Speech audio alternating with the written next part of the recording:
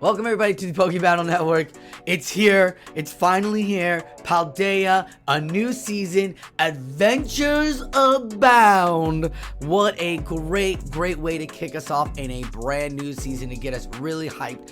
The Hidden Gems was an absolute fun roller coaster of emotions. Had some good ups, had some good downs. But now that the season is over and we ended it with Worlds, what a wonderful showing. We are in a brand new season now, and this is going to kick off. This is our big one. This is our new biggest chunkity chunk. And if you have not watched any of the info on there, go ahead and check out our friends over at BTW, Paltown PvP, RTC, GoCast, Battle Cats. All of them have broken all that down. That's not why you're here. You're here because we're going to take a look at one Pokemon that had got one of these big move updates. And I like doing this. On these things like this, you're like, why is it so good? What makes these moves so great? How does this affect the meta? And this moveset, this new stuff, all of this is the big meat and potatoes. This is the big one. We all want this one. This is going to shift everything. There'll be meta shifts throughout the season of the rest of Play Pokemon series, but this is the big one that at the beginning of last year KO'd Nidoqueen, KO'd Walrein, sat down a bunch of top players, right? This new moveset gonna do the same thing. So one of the Pokemon that it boosts up is the bunny Diggersby. Oh my goodness, Diggersby's been waiting for something like this. You're like, is it a move it's missing? Because it's definitely not health. It's like, do you need a meta shift because the counters are everywhere and there's ice everywhere and you're weak to those things? Nah. It definitely was a move set that needed to be happened, but it was a really good move. And they gave Diggersby Scorching Sands. And we're going to go break down as we're watching Hisuian Ryan run through the early sets of the GBL with this new move, Scorching Sands and Hyper Beam on Diggersby. That's right, you can now activate Hyper Beam because with Scorching Sands, Mud Shot, it's the same kind of thought process, maybe one extra tap from Fire Punch to Scorching Sands. So you can go maybe one more tap to hit that Hyper Beam. So you're not losing that much energy if you're baiting or something. This is a great move set. Scorching Sands, an 80 damage move with a boof to deboof your opponent's attack. Like, that's a good proc to deboof your opponent's attack.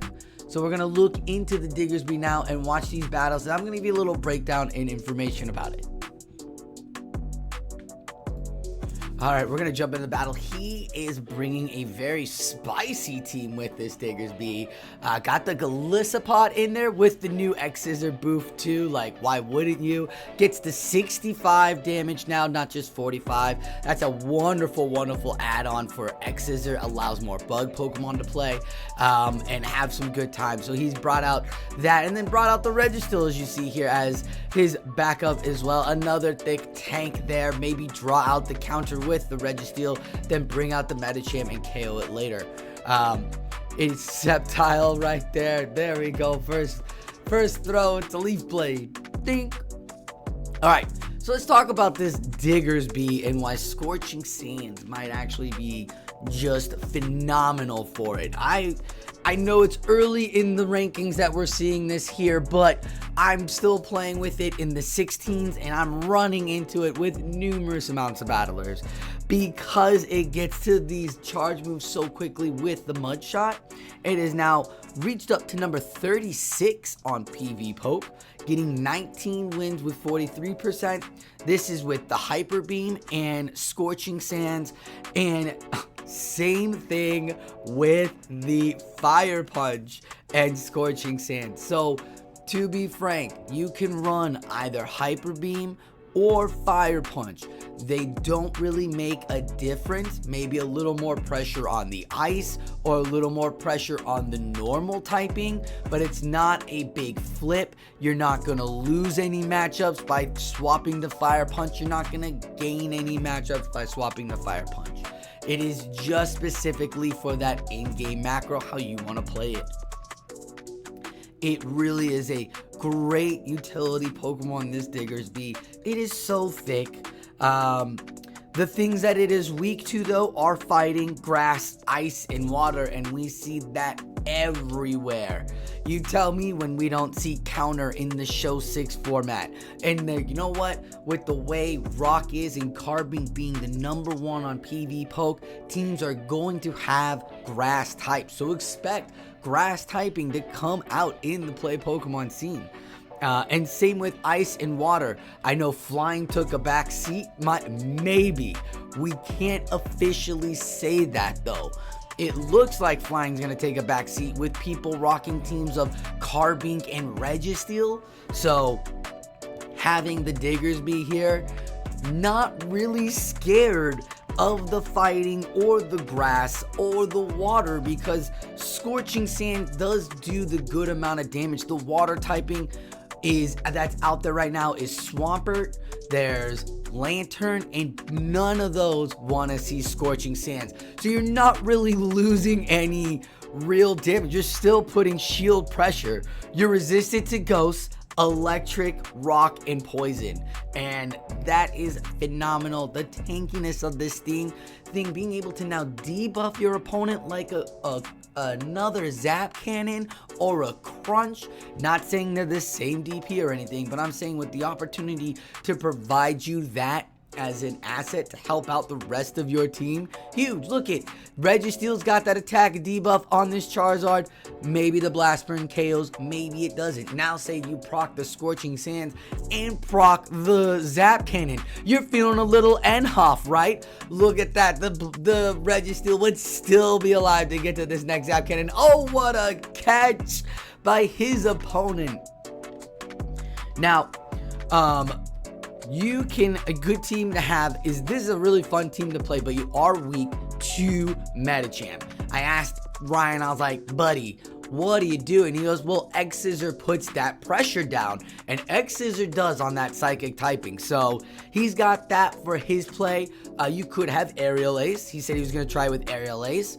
But I found Pelipper with the Registeel and the Diggersby would be great replacement instead of Golisopod. So if you had a Pelipper, Diggersby, and Registeel, you would have a fun time, because you could proc. There's ways to beat the Medicham by procking, and that is what Diggersby's Scorching Sand does. It allows you to do that. Look at the Charizard's gonna throw Blast Burn immediately on this thick boy. The Scorching Sand does cut. Oh, it's Dragon Tail. Oh, it's so much better. Here comes the Hyper Beam. Let's all watch it. Oh, we hate to see the Charizard go down, but to see a Hyper Beam go off unshielded, you'll love to see it. And oh, he returns the favor. He says, I'm gonna make a catch for you. You're gonna catch on me, I'll return that favor. Ice Beaming. Oh, undercharge Ice Beaming. So we all know what an undercharged, no-touched Ice Beam looks like. Here comes the Hyper Beam from the Diggersby to lay down that power. Great play there by Ryan. Scorching Sand is 50 energy. It takes...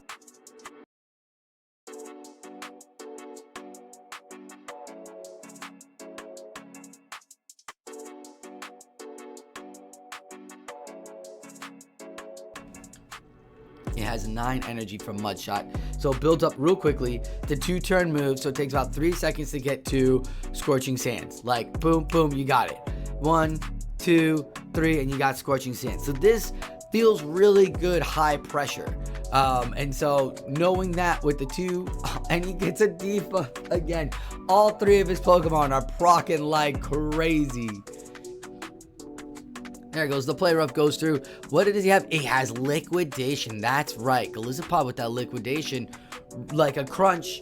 Again, 3-way debuff. Super fun times.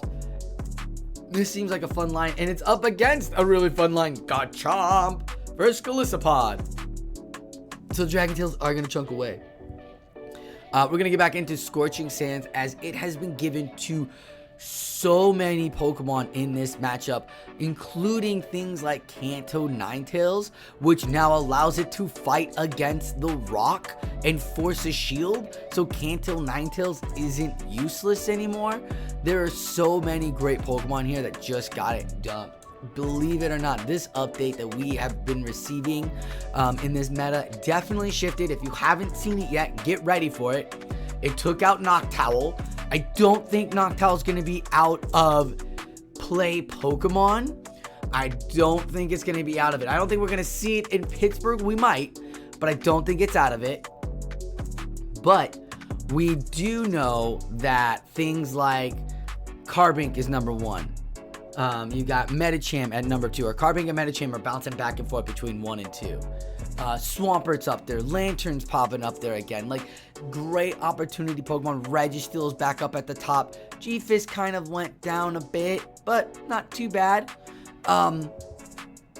It really does depend on how you play it out. But look at this. If people are still bringing Registeels, and people are bringing Swamperts, and people are bringing Carbinks, then the Diggersby is going to have a great play to fill that 6 slot, or to fill that 4 slot, to give you that coverage, right? If we start seeing a move into ice Pokemon or grass Pokemon, now you have the opportunity to fire punch things. You can bring fire back into the game, because Scorching Sands, look at the damage it does to that Registeel. Half the health gone. I'd say about 47% to 48% of Registeel gone due to Scorching Sands. Loses the debuff as it swaps out, and now 1, 2, it looks like it's 3 extra taps to Hyper Beam as the Weather Ball is gonna come through. I thought maybe it could be Hurricane.